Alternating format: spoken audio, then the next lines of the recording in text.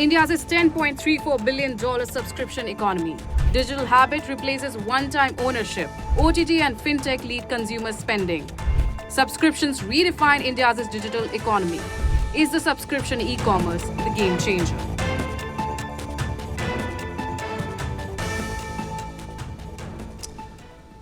All right, India's spending habits haven't suddenly become extravagant. They've become automatic. What exactly do we mean by that? Let's get into it.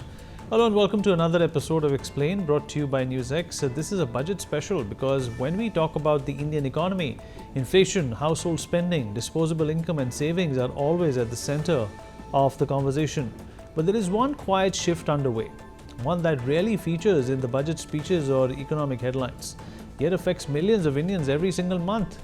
It is called India's subscription economy, an economy where spending doesn't feel like spending, where payments are automatic, digital and often invisible.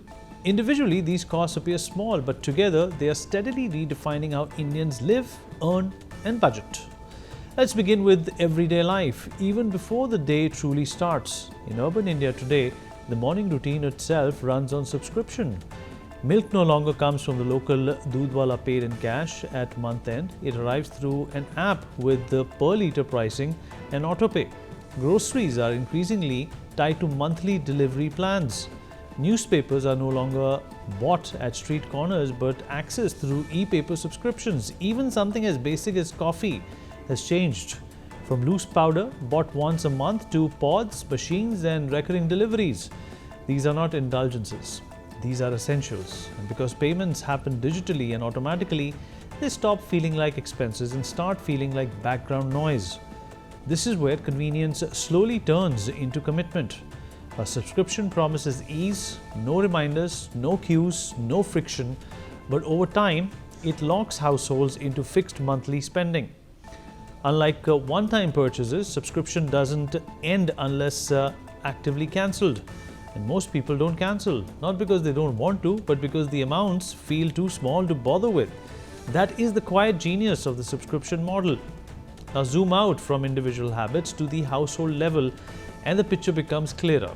A single middle-class household today may have multiple subscriptions running simultaneously. Grocery memberships, water delivery, learning apps for children, exam preparation platforms, smart TV services, even society-level utility services. Each family member adds their own layer. Parents subscribe for convenience, children subscribe for education, grandparents subscribe for news or devotional content.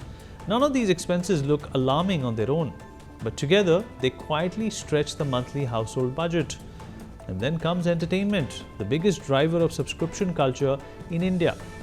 Earlier, households paid one cable bill. Today, entertainment is scattered across platforms. Netflix for international series, Prime Video for films, Hotstar for live sports, Sony Live for Z5 or Z5 for regional content. Music is streamed through Spotify or Apple Music, and YouTube premium services remove ads. Gaming platforms offer monthly passes. Entertainment has shifted from ownership to access, and access comes at a price, platform by platform, month after month. What was once a single expense has now become a bundle of recurring costs. What's striking is that this spending is no longer seen as luxury. Entertainment subscriptions are now treated as basic lifestyle costs, especially in urban India. They're part of how people unwind, socialize and stay connected to popular culture. Cancelling them feels like cutting off from conversation itself, and so these subscriptions stay, even when household budgets tighten. But the subscription economy doesn't stop at leisure. It follows Indians straight into their working lives. For students, freelancers, creators and professionals, subscriptions have become professional necessities. Canva Premium for presentations and design, ChatGPT Plus or Pro for research, writing and productivity, cloud storage for files, paid email tools, online learning platforms to stay competitive.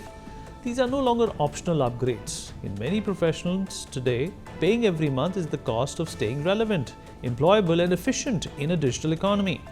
This is especially important in a country like India, where more people are moving into gig work, freelancing, content creation and self-employment.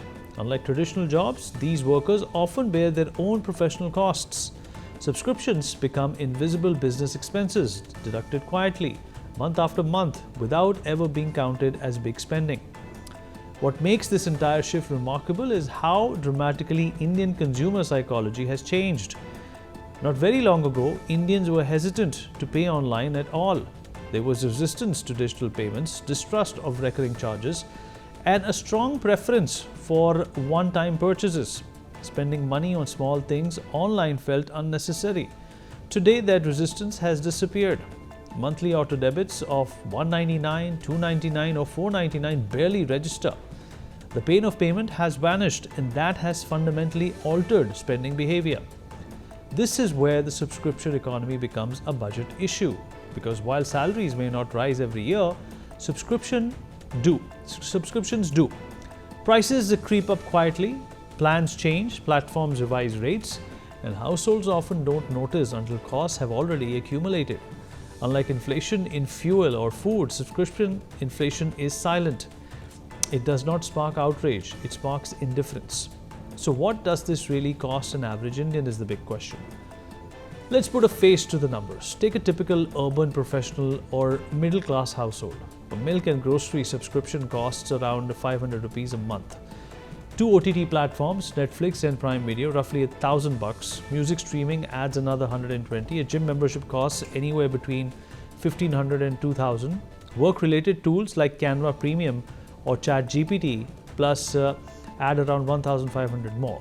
Cloud storage, learning apps, newspaper, e-subscriptions and other digital services easily add another 500 rupees. Without any single big purchase, without any movement of obvious splurging, this person is spending 6,000 to 8,000 every month on subscriptions alone.